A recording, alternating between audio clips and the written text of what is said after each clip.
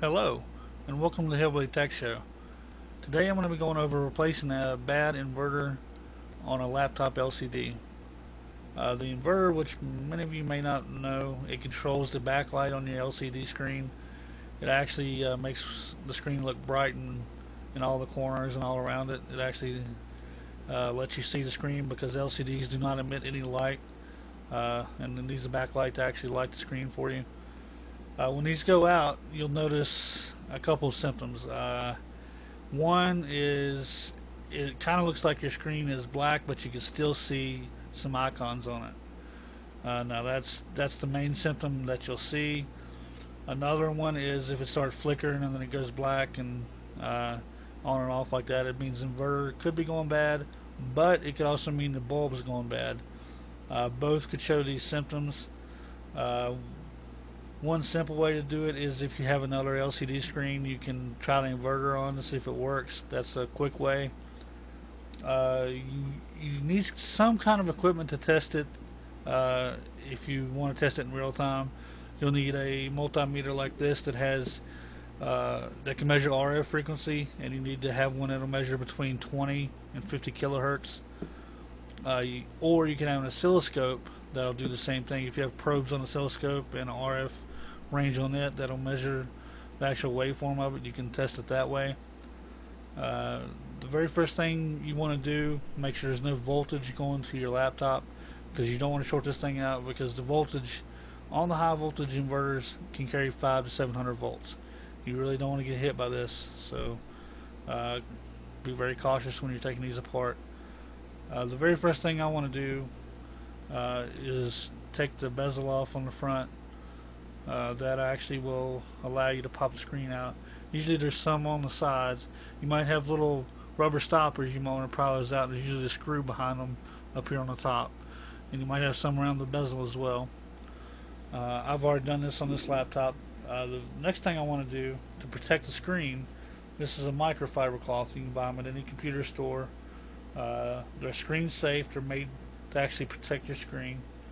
I'll lay it down on the keyboard.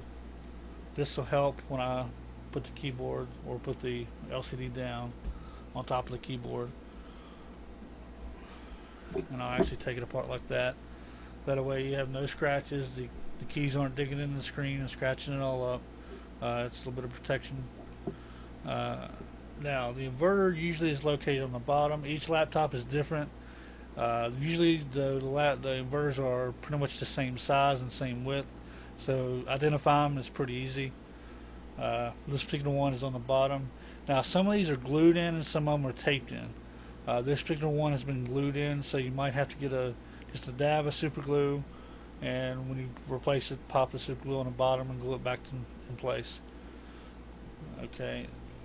Now this particular one I've already taken apart, so to make it a little easier on us. Zoom in here to show you exactly what it looks like. Just a thin little piece. This is a paper coating, and there's a little circuit board in here that has a step-up transformer that steps up the DC voltage coming in to 5 to 700 volts. You'll have one connection here. This is coming from your video card. Now, another thing before you even attempt to replace this, test the video card.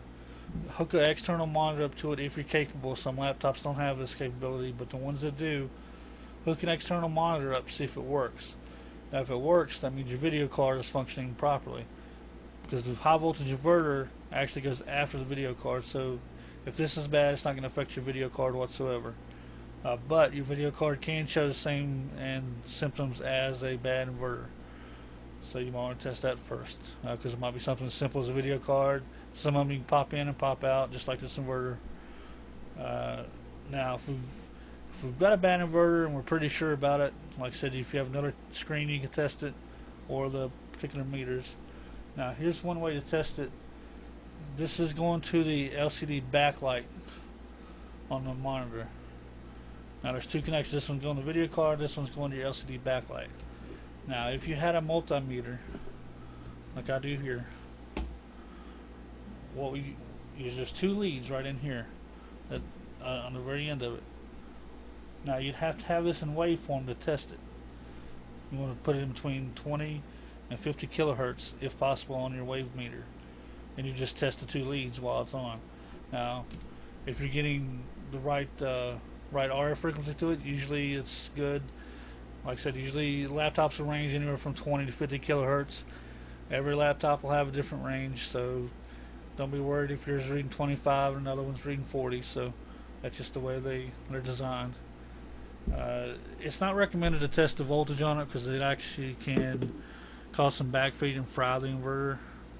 So the best thing to do is to test it with an oscilloscope or a meter that has RF range on it. But if you've got all that tested and you're pretty sure about replacing it, these things pop out pretty easily. Like I said, there's nothing in here but a circuit board and a little transformer. Never ever install these without this paper coating around it, because it's just an exposed board in here, and you do have metal on the bottom here that it can short out on very easily if you do not have this paper protector around it. Now you'll actually see a caution right here of high voltage, because it is high voltage. Just like I said, it's around 500 to 700 volts. It can actually shock you very badly if you are not careful with this. As I say, if you're going to test it, make sure you know exactly what you're doing. Don't plug power into it where you've got the high voltage inverter in your hand or anything like that, because it can do some damage. Now, if we're pretty sure this is going to replace it, the replacement's going to fix it.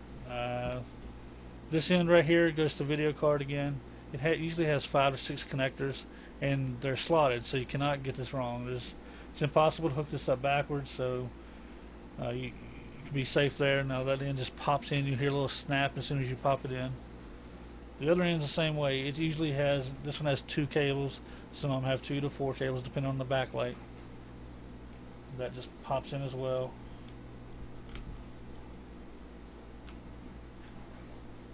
And you hear a little snap.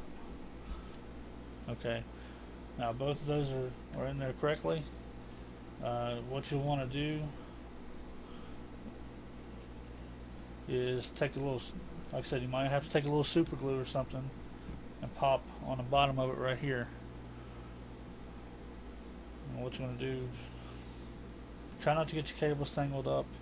Put a little super glue and just dab it and hold it right here for a couple seconds, and you should have an inverter that'll stick. Again, if this works, as soon as you power it on, your backlight should be back. If it doesn't work, then you probably lean more toward the bulb and the LCD. Again, there's a couple ways to test it before that, so I would recommend doing it on an external monitor, testing the inverter on another monitor, or testing the waveform on a multimeter or an oscilloscope. If you have any questions on this, email me at hillbillytechshow@gmail.com, or if you want to check out my blog, go to hillbillytechshow@blogspot.com. Thank you.